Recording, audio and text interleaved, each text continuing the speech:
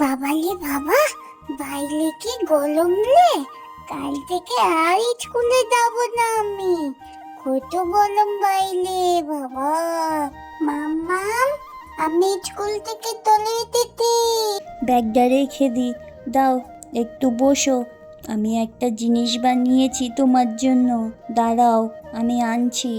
এই দেখো তরমুজের শরবত, সবটা খেয়ে নাও, ঠিক আছে? এত গরমে একটু ঠান্ডা খাও। তরমুজের শরবত, আমার তো তরমুজের শরবত খেতে খুব ভালো লাগে। মাম্মাম, খাইয়ে দাও, খাইয়ে দাও।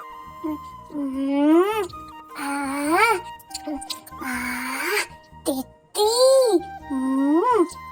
আরেকটু খাই, আরেকটু। খুব সুন্দর হয়েছে মাম্মাম, খুব সুন্দর হয়েছে।